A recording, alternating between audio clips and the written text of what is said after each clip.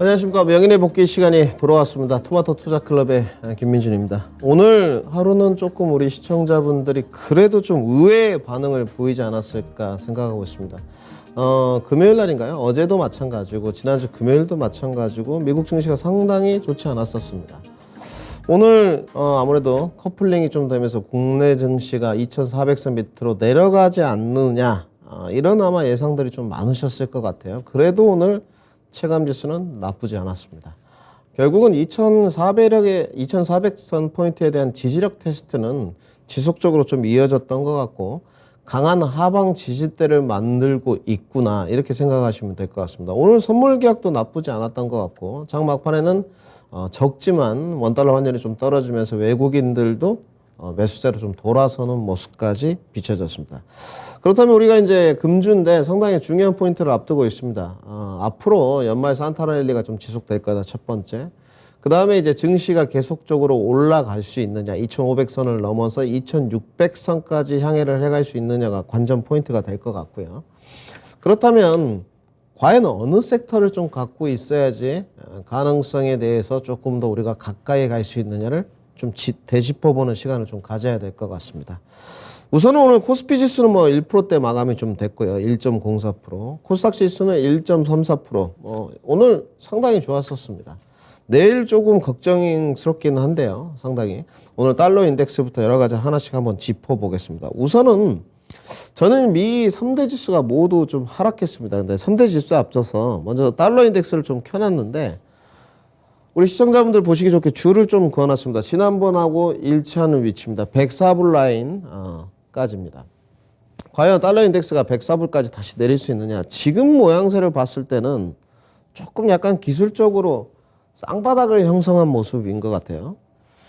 물론 매파적인 연준의 스탠스와 금리 인상의 긴축 기조가 바뀌지 않는 한 달러 강세는 계속적으로 지속이 될 겁니다만은 우리가 노리는 거는 시장이 이미 다 받아들이고 있어요. 경기 침체 국면으로 가고 있는데 과연 지금까지 이어온 단기 방등세의 리바운드가 과대 낙폭은 끝났고 좀 어디까지 이어질 것이냐. 12월이냐 1월이냐 내년 1분기까지냐 뭐 2분기까지냐 등등 경기 침체 국면으로 지금 가장 깊은 터널로 들어간다는 것은 시장에 나와 있는 요소가 내년 2분기하고 3분기가 주류를 좀 이루고 있습니다. 각각 조금씩 의견들은 틀린데 2분기를 가장 깊은 바닥으로 내다보시는 분들도 있고 아니다 3분기가 가장 경기 침체가 깊을 것이다. 이러한 내용도 있습니다. 그런데 오늘 연준에서 나온 이야기 중에 하나가 있었습니다. 연준 위원이 한 이야기인데 제가 가장 궁금했던 부분은 우리가 아직 5%대 금리 인상이 마감이 될지 5.25로 마감이 될지는 알 수 없습니다. 이건 아직 물음표예요. 시장에 뭐 경우의 수를 여러 가지를 두겠으나 과연 5%로 마감이 되든 5.25로 마감이 되든 언제까지 지속될 것이냐. 고강도 긴축, 고강도 금리라고 말해요. 고금리라고 좀 표현해야 되겠죠. 고금리가 언제까지 좀 유지될 것이냐. 이게 가장 좀 중요한 것 같아요. 마지막 퍼즐 중에. 고금리가 2024년까지 좀 유지될 거다라는 연준위원회 코멘트가 좀 있었습니다. 어제 나온 내용이니까 좀 따끈따끈하죠. 결국은 내년에 금리 인상을 2번 할지 3번 할지는 알 수 없습니다. 베이비 스텝을 할지 빅 스텝을 할지는 알 수 없지만 지금 현재로 최종 금리 인상을 마무리하고 나면 2024년까지 경기 침체 시그널로 들어간다는 거예요.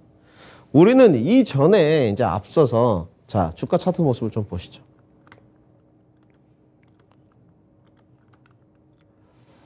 나스닥 차트 모습인데 다 좋다 이거예요. 우리가 노리는 거는 뭐 주가가 계속적으로 이렇게 올라가는 모습을 바라는 거는 아닙니다. 시장에 인정을 하고요. 경기 침체로 가고 있으니까. 원만한 반등세로 가는데 어느 선까지 12,000선까지 갈 수 있을 것이냐? 아니다. 조금 더 높은 12,300까지 갈 수 있을 것이냐? 차트 모습을 좀 줄여보면 이거는 아닌데 조금 솟아서 이 정도 선까지는 좀 와줄 수 있을 것이냐. 이거를 지금 이제 고민하고 있는 찰나죠. 이때 종목의 압축과 정리, 또 포트 정비가 좀 필요하겠죠. 11월 말로 들어오니까 오늘 뒤에도 다루겠습니다만은 확실히 연말이라는 게 느껴지는 오늘 하루였던 것 같아요. 배당주 위주의 종목들이 상당히 오늘 좀 강세였습니다. 지금 글로벌 시황적 요소를 보게 되면 늘 제가 말씀드리지만 이제 언행 일치 안 되는 사람들, 중국 참 말 안 들어요. 여기도 말 진짜 무지하게 안 되는 것 같습니다. 또 그놈의 봉쇄령. 근데 지금 조금 느낌이 뉘앙스가 약간 틀린 것 같습니다. 기존의 봉쇄령은 뭐 시위나 이런 것들이 동반된 게 아니었는데 과연 중국이 계속적으로 유지하는 제로 코로나 정책이 먹혀 들어갈 것이냐. 이거 좀 생각해 봐야죠, 지금. 정말로 강경 노선으로 중국이 시위대에게 대처를 하게 되면 공산당이지 않습니까? 제가 늘 말씀드리지만 중국은 믿을 게 못 됩니다. 늘 믿을 게 못 되기 때문에, 왜냐하면 체제 전환도 마찬가지지만 말 바꾸기가 하루아침에 일어날 수 있는 국면이기 때문에 시위까지는 좋아요. 시위까지는 좋은데 정말로 중국 정부에서 강경 노선으로 대응해가지고 내수 경기가 확 무너진다 이겁니다. 이러면 국내 증시에 좋을 게 하나도 없죠. 기대로 언덕도 없어지는 겁니다. 오늘 그나마 좀 갖다 붙이기 나름인데 우리나라 국내 증시가 좋았다고 커플링 관계에서 좀 이야기를 해본다면 오늘 홍콩 항생지수가 상당히 강세였습니다. 중국 쪽이 나쁘지 않았어요. 미국 쪽하고는 디커플링 됐지만 신흥국 증시는 좀 따라갔다 이 말이죠. 중국 증시를. 그리고 홍콩 항생지수가 상당히 강세 국면을 가면서 조금 하락 부분으로 시작했던 부분을 끌어올리지 않았나 이렇게 좀 생각이 되고요. 그 안에서 이제 상승 추세를 이끌었던 섹터들이 있겠죠.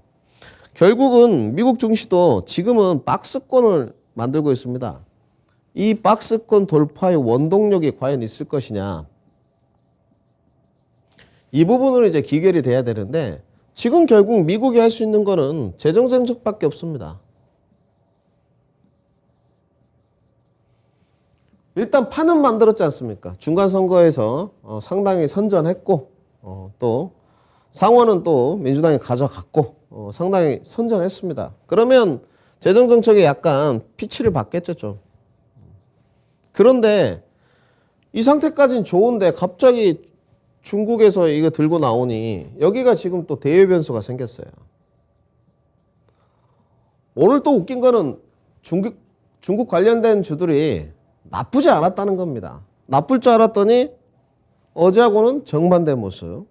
결국은 상승 추세를 이끈 추세 안에 보게 되면 중국 관련주도 좀 있었고 오늘 그리고 장 막판에 코스피 수급 1위로 기아가 올라섰습니다. 외국계를 보게 되면 자동차의 또 약진 그리고 역시나 중국 쪽에서 약간 한 절반 정도는 상업을 하게 해주겠다라는 코멘트가 좀 들리면서 약간 리오프닝 중에 엔터 관련된 종목들 그리고 연말로 다가오니까 금융 지주 섹터들이 상당히 강세를 이끌었습니다. 여기에다가 이제 달러 인덱스가 오늘 좀 떨어지면서 원달러가 좀 내려갔죠. 원달러 환율 한번 확인해 보실까요? 우리 시청자 원달러 환율은 늘 필수 체크 사항이니까 오늘 13원 내렸습니다. 결국 시장이 완전 여기에 좌지우지가 되는 것 같아요. 어쩔 수가 없는 것 같습니다. 그렇다고 해서 환율을 안 볼 수는 없는 것 같고 환율이 조금 올라가면 시장이 또 안 좋았다고 환율이 조금 내려가면 시장이 또 올라가고 지금 이런 모습이에요. 섹터는 순환매는 좀 빠르고 그죠?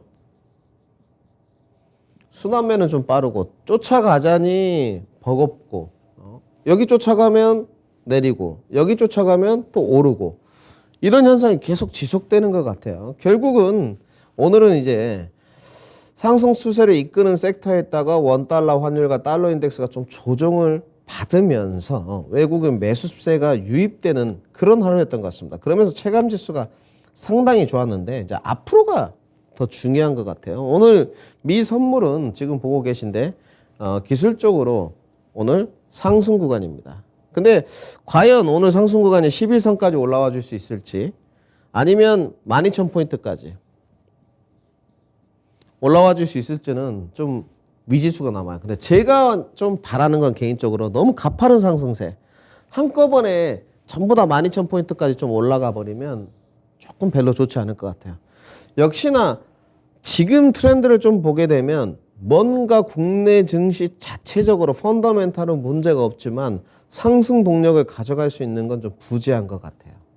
개별 뉴스 모멘텀은 좀 논외로 하고요. 개별 뉴스 모멘텀이 이제 붙은 것들은 테마다운으로 좀 형성이 되면서 가고 있는데 뭐 홍콩 항생지수가 좋다든지 미국 야간 선물이 좋다든지 결과론적으로 커플링 될 수 있는 요소가 하나씩은 생겨나야 된다. 그렇다면 내일 바로 갭상승으로 3일 동안 밀렸던 거를 다 갭으로 채워버리면 내일 뭐 또 국내 증시, 미국 증시 음봉이겠죠.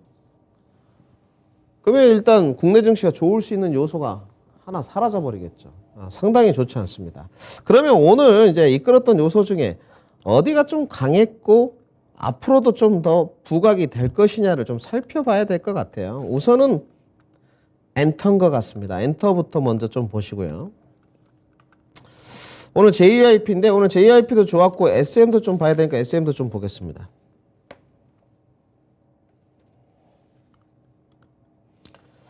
자, 엔터에 대한 이제 밸류 프리미엄 문제인 것 같은데 엔터는 이런 것 같습니다. 지금 제가 말씀드렸듯이 3분기에는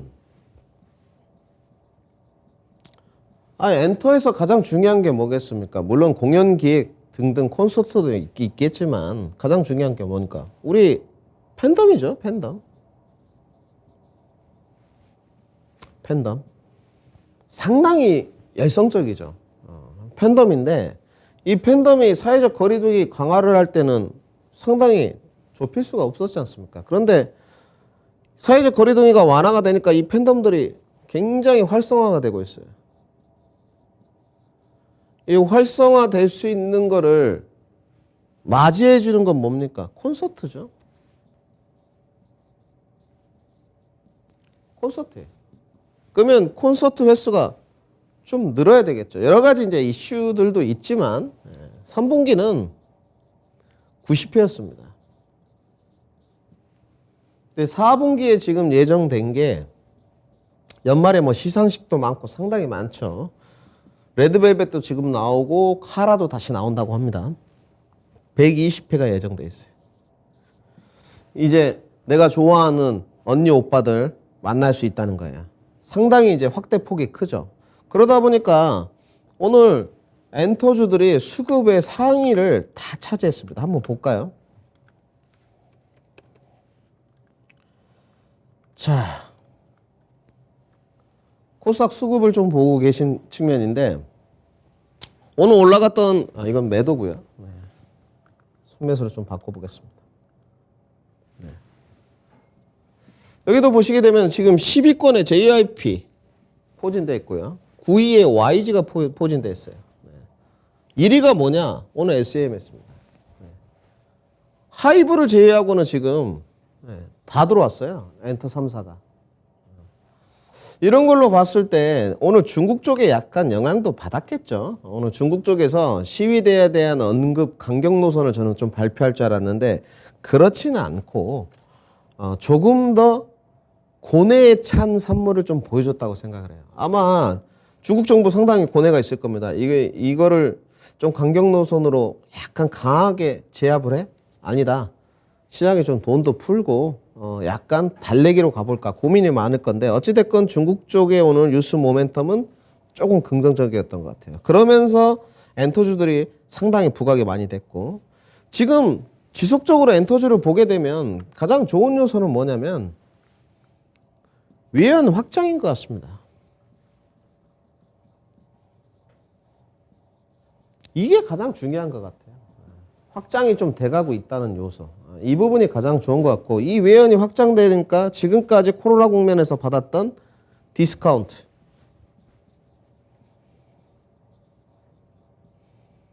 이게 해소인 것 같아요. 물론 이제 엔터 3사를 따라가는 것도 중요하겠습니다만은 결국은 자리들은 많이 있었어요. 눌림목 구간에. 또 엔터 후발주자들이 있겠죠. 나는 좀 퍼포먼스 쪽으로 가고 싶어. 엔터 후발주를 찾는 이런 게 좀 필요하겠죠. 저는 앞으로도 좀 가능하다고 보여집니다. 엔터도 이제 여러 가지 가미된 거 있죠. 뭐 굿즈 상품을 파는 것도 있고 또 언니 오빠들을 1대1로 만날 수 있는 또 종목들도 있고 이렇습니다. 그리고 오늘 이제 SM이 강했던 이유는 갑자기 또 이게 정말인지 찐인지 모르겠습니다만은 정말 빈살라마는 대단합니다. 사우디 진출 뭐 소식. 이거는 정말 대봐야 될 것 같은데 진출이 어려운 파트는 아닌 것 같습니다. 왜냐하면 K-팝의 위상은 상당히 높기 때문에 진입 장벽이 사우디 진출하는데 높느냐 그렇게 평가되지는 않고요. 그러면 엔터준으로 지속적으로 봤을 때 3분기보다 늘어난 4분기 콘서트 공연 기획 기대감 그리고 외연 확장 지금까지 코로나 국면에서 받았던 디스카운트 해소 그 다음에 사우디 진출 모멘텀까지 상당히 좋은 국면이다. 제가 주목하는 종목으로는 역시나 엔터 3사도 있지만 DOU까지 좀 봐야 되지 않겠나 싶고요. 상당히 영업이익률이 좋은 기업입니다. 여러 가지 멀티플을 좀 갖고 있는데 상당히 오늘 주가 반등세가 좋았어요. 오늘 7%대 반등세로 좀 마감을 했다는 것까지. 자, 그리고 오늘 수급 1위에 올랐던 자동차를 좀 봐야 될 것 같습니다. 자, 오늘 기아인데요. 간만에 그래도 저가 매수 반등이 좀 들어왔었습니다. 오늘 코스피 수급 1위가 뭐냐? 정말 오랜만에 보는 것 같습니다. 조금 이제 확대가 안 되는데 오늘 기아입니다. 네, 기아예요. 이것도 참 오랜만에 보는 진풍경인 것 같은데 이제 기아가 그럼 왜 올라왔을까? IRA 감축에 대한 수혜를 볼 것이다. 자동차가 아니다. 수혜가 아니다. 악재적인 요소다. 이렇게 평가하시는 분들이 있는데 제가 봤을 때는 IRA 감축 수혜를 보는 게 맞습니다. 현대차 공장이 북미에 지어지지 않고 있다 이렇게 말하시는 분들이 있던데 미국 공장 지금 짓고 있고요. 제가 봤을 때는 IRA 잠정적으로 계속적으로 수혜를 본 공산이 큽니다. 그러면 왜 수급이 들어왔고 오늘 코스피 수급의 1위를 차지할 수 있었을까? 결국은 두 가지라는 거죠. 자동차에 대한 저가 매수. 이게 첫 번째가 되겠죠. 하나씩 써봐야죠. 두 번째는 뭡니까? 펀더멘탈에 문제가 없다. 세 번째가 뭡니까? 전기차는 대세론이다. 이제 여기서 기아나 뭐 현대차 그룹주가 해결해야 될 문제는 점유율 부분이죠. 이거는 저희가 신경 써야 될 부분은 아닙니다. 정말 기아나 현대차가 고 브랜드 가치를 유지하면서 계속적으로 점유율을 높여가야 되겠죠. 그리고 이제 내년부터 보게 되면 EV 판매 증가입니다. 결국은 전기차예요. EV가 판매 증가가 되게 되면 뭐가 이루어지겠습니까? 외형 성장도 같이 이루어진다는 거죠. 결국은 이제 뭐 투자 관점에서 하시는 분들은 좀 완성차들을 조금 더 밀어붙이기를 하실 거고 뭐 1년을 하실 건지 2년을 하실 건지는 잘 모르겠습니다만은 외형 성장이 좀 이루어지고 있고 EV에 관해서는 고마진율이라는 거죠. 내연기관 차가 비싸냐? 물론 위에 가면 그렇지만 같은 동급으로 비교를 했을 때 내연기관 차가 있고 뭐 제네시스로 예를 들어보겠습니다. 제네시스가 있는데 전기차가 있고 내연기관 차가 있다. 전기차가 훨씬 비싸죠. 고마진율의 모멘텀은 제가 봤을 때 지속된다고 보여지고요. 단지 여기도 마찬가지입니다. 이제 기아냐, 현대차냐, 뭐 현대모비스냐, 글로비스냐 등등 완성차를 가져가는 쪽이 있을 거고 후발주자로 또 오늘 부각되는 종목들을 찾아갈 수도 있을 거예요. 오늘 예전에 이제 DTR 오토모티브인데 사명이 바뀌었죠. DN 오토모티브인데 자동차 안 좋다고 하는데도 종목들 가는 거 보면 물론 우리가 다 가질 수는 없죠. 쭉 기간 행보해 가더니 또 기간 행보. 여기 기간 행보만 무려 거의 3주 가까이 갔습니다. 오늘 반등. 네. 오늘 거의 15% 가까이 올랐어요. 결국은 자동차 부품주에서 후발주자 찾기를 누가 잘하느냐 싸움으로 기결이 될 것 같고 아니면 나는 조금 이렇게 후발주자 찾기가 힘들다. 그러면 자동차 부품주를 택하지 않고 완성차의 저가 매수를 보면서 진입하는 것도 저는 나쁘지 않다 판단하고 있습니다. 자, 오늘 뭐 명신산업 같은 경우도 오늘 리포트가 좀 나오긴 했습니다. 명신산업도 오늘 4% 올랐는데, 자, 아까 봤던 DN 오토모티브나 명신산업의 공통점이 있습니다. 우리 시청자분들 이게 가장 중요하겠죠. 이런 종목들이 왜 주가가 바닥에서 올라오는지 해외 매출 비중이 높다는 거죠. 명신산업 같은 경우는 현대 기아 매출 비중이 30%밖에 되지 않습니다. 아까 DNT 오토모티브도 마찬가지예요. 스텔란티스나 GM, 대우 뭐 잘 아시는 GM 같은 경우가 거의 비중이 합칠 때 해외 매출 비중이 거기도 70%예요. 결국은 항상 내수 비중이 높은 데는 글로벌 시장에서 살아남기가 힘들고 해외 매출 비중이 높은 쪽은 역시나 주가가 내려올수록 저가 메리트가 계속적으로 부각이 된다는 것까지 정리를 해드리겠습니다. 우리 시청자분들이 이제 공략 포인트는 잘할 수 있는 쪽으로 하십시오. 내가 조금 매매나 좀 퍼포먼스 쪽으로 잘할 것 같다. 그러면 그쪽으로 가시는 게 맞고, 나는 매매나 퍼포먼스 쪽은 상관이 없고 좀 넉넉하게 시간을 좀 보면서 시간은 내 편이다. 난 그냥 가져가겠다. 그런 쪽은 약간 엉덩이가 무거운 완성차 쪽으로 접근 포인트를 잡으시면 될 것 같습니다. 그리고 오늘 은행주였던 것 같습니다. 이제 은행주에 관해서는 예대 마진부터 풀이를 하려고 그러면 끝도 없는 것 같고요. 단지 이제 걱정거리는 제가 있습니다. 오늘 은행주들이 이제 올랐던 거는 주주 환원 정책이었어요. 뭐 이건 딱 써놓고요. 지금까지 은행주 뭐 배당들 뭐 6%에서 다 8%씩 했으니까 2년 전부터 말씀드렸어요. 2년 전부터 은행주에 대해서 담보금 가지고 있는 걸로 하지 말고 내가 월급 타는 거에서 100만 원, 100만 원, 200만 원, 200만 원 우리는 은행에 적금 들 필요 없다. 은행주를 사면 배당도 받고 금리 인상기에 주가도 오를 것이다. 은행주도 주가 다 올랐었습니다. 코로나 2020년 3월부터 시작하면 주가 안 오른 종목이 없어요. 네. 결국은 저 바닥에 보이는 왼쪽이 보이시면 답이 나와 있습니다.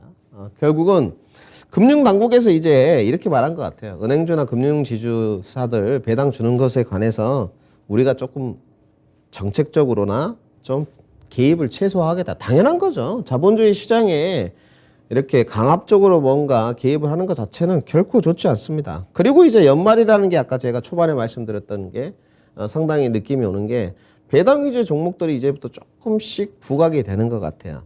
결국은 12월 초 중순까지 배당 위주 종목들이 좀 올라가면서 이제 배당을 받을 사람들 아니다. 나는 주가 상승폭을 이용해서 그냥 빠져나오겠다.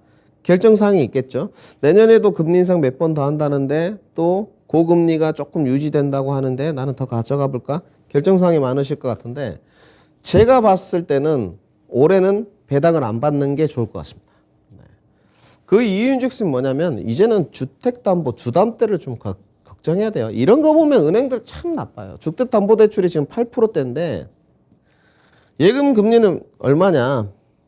5%대 미만입니다. 이게 안 맞죠? 지금 상당히 지금 대출을 많이 받으신 분들 걱정거리가 좀 많아요. 이런 부분들은 아니 주택담보대출이 8%면 예금금리도 뭐 8%씩 줘야죠. 돈도 잘 버는데 하나도 비율이 맞지 않아요. 그리고 올해 이제 가장 핵심 변수가 너무 자이언트 스텝을 많이 했습니다. 과연 대손 충당금이 발생하지 않겠느냐 이런 부분에 관해서는 의구심이 있고 오늘 KB금융도 상당히 좋았고요. 기업은행 V자 반등 했고요. 뭐 기업은행에 관해서 뭐 의견들이 다들 많은데 주가가 답을 해주고 있습니다. V자 반등했고요. 그 다음에 뭐 하나금융주지, 지방은행 중에서 DGB 금융주까지 부각이 됐다. 제가 봤을 땐 12월 초 중순까지는 시세 반등은 은행주나 금융지수사들은 조금 더 이어지지 않겠느냐 이렇게 정리를 해보겠습니다. 이제 마지막으로 명인의 해안인데요. 해외 증시 연동성은 조금 파괴된 것 같습니다. 지금 미국 증시가 뭐 커플링 된다고 해서 국내 증시가 커플링 되거나 이렇지는 않는 것 같고요. 시장을 움직이는 주요 요소가 약간 지금 현재는 인정을 해야 될 것 같습니다. 모멘텀. 은행주들도 오늘 모멘텀이 나왔다는 거죠. 모멘텀 플러스 그 다음에 하나 중요한 게 추정 실적인 것 같습니다. 지금 벌써 이제 4분기를 논하고 있거든요. 4분기 실적이 어떻게 될 것이냐. 내년 1분기 실적을 어떻게 될 것이냐. 이 추정 실적. 그리고 가장 중요하게 매일 필수 체크로 가져가야 되는 건 달러 인덱스와 원달러 환율. 이 부분은 변곡점에 도달해 있는 상태이기 때문에 항상 필수 체크로 가져가시고 아직까지는 저점 매수, 고점 매도 전략은 유효할 것 같습니다. 투자 종목에서는 우리 시청자 여러분들 선별화가 좀 필요하다. 숲은 잘 봐야 될 것 같습니다. 관심 섹터는 역시나 자동차, 엔터, 신재생, 반도체, 부품, 2차 전지에 답이 있지 않겠나 정리해 드리겠습니다. 다음 주 화요일 날 찾아뵙겠습니다. 명인의 복귀의 김민준이었습니다.